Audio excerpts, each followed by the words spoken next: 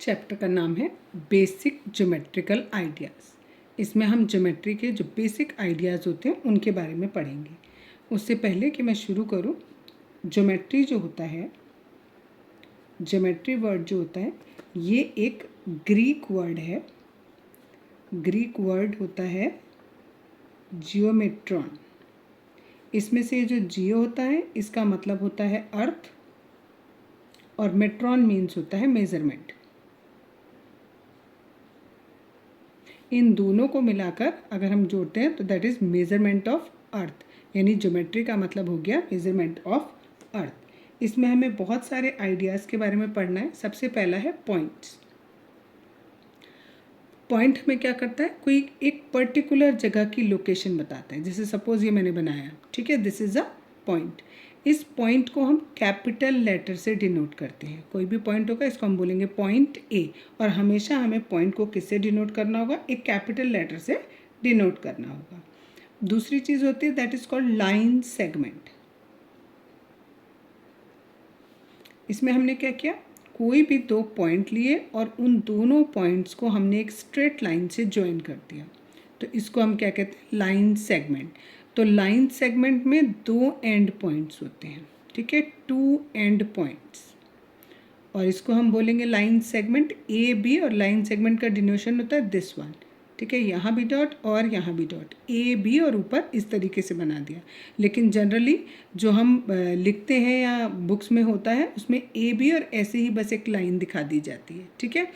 लेकिन इसका जो सही डोनेशन है वो ये है कि आप इस पर डॉट बनाएंगे, और इसीलिए हम इसके दो एंड पॉइंट बोल रहे हैं, और इसे हम क्या कह रहे हैं, लाइन सेगमेंट कह रहे हैं। लाइन सेगमेंट के बाद हमारा आता है लाइन। लाइन में हमारा कोई भी एंड पॉइंट नहीं होता। हम इसको यहाँ पर भी इस डायरेक्शन में जितना बढ़ाना चाहें वहाँ तक बढ़ा सकते हैं, इस डायरेक्शन में जितना बढ़ाना चाहें वहाँ भी बढ़ा सकते हैं। इस लाइन का हम नाम जो लिखते हैं उसको हम स्मॉल लेटर ऐसे भी लिख सकते हैं, स्मॉल एल से। अगर हमने कोई एक लाइन बनाई है और उस लाइन पे हमने कोई दो पॉइंट मान लिए तो हम इसको लाइन ए बी भी कह सकते हैं, और इसके ऊपर साइन इस तरीके का बनाएंगे। तो ये हमारा लाइन का फॉर्मेशन हो जाएगा कि लाइन हम किस तरीके से डिनोट करते हैं, ए बी और ऊपर ऐसे लाइन आपने डिनोट कर दी।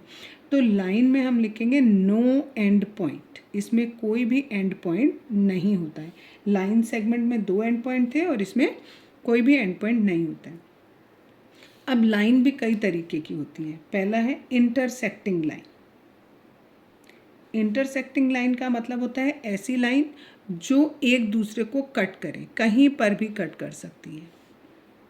ऐसे बना दिया मैंने एक लाइन, ये एल मान ली, ये वाली एम मान ली, इस तरीके से कट कर रही है। तो ये यहाँ पर ये पॉइंट ऑफ इंटरसेक्शन, इसको क्या कहते हैं, अगर हमने इसको ओ मान लिया तो इसको कहेंगे पॉइंट ऑफ इंटरसेक्शन, यानी इस पॉइंट पर ये दोनों लाइन जो है वो इंटरसेक्ट कर रही हैं।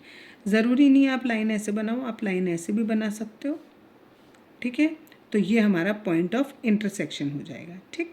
अगर हमारी दोनों लाइंस एक दूसरे को 90 डिग्री के एंगल पे काटती हैं, जैसे कि मैंने यहाँ पर बनाया, अगर ये 90 डिग्री के एंगल पर काट रही हैं एक दूसरे को, तो इन्हें हम इंटरसेक्टिंग लाइन तो ये हैं ही, इनको हम परपेंडिकुलर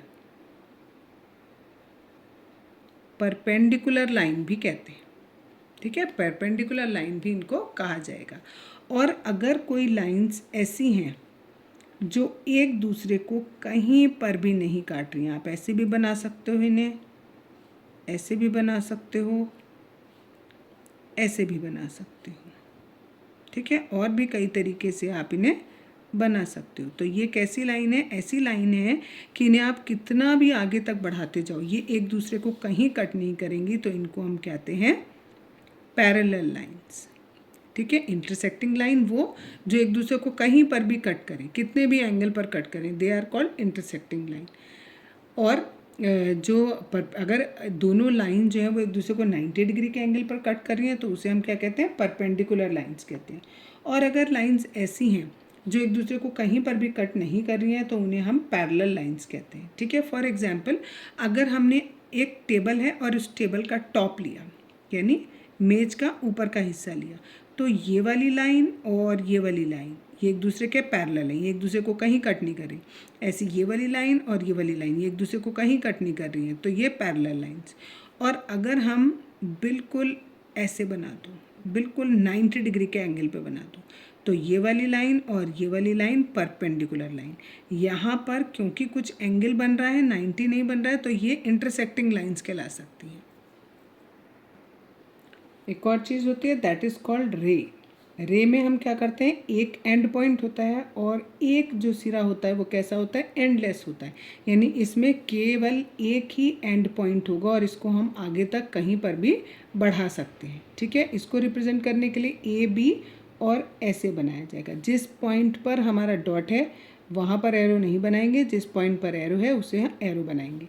अगर हमने इसे ऐसे लिखा होता, सपोज ओ और यहाँ ए लिखा होता, तब हम इसे ऐसे रिप्रेजेंट कर रहे हैं। ठीक है, अगर हमें सन की रेज़ कहा जाए तो सन की रेज़ जो होती हैं वो रे का एग्जाम्पल है, क्योंकि सन यहाँ पर बीच में हो गया और इसके चारों तरफ उसकी रेज़ हो गई। ठीक है, तो ये सब रे का एग्जाम्पल है और इसमें केवल वन एंड पॉइंट होता है। ठीक है, लाइन सेगमेंट में 2 एंड पॉइंट थे। ठीक, लाइन में नो एंड पॉइंट, इसमें कोई एंड पॉइंट नहीं थे। और रे में 1 एंड पॉइंट होता है।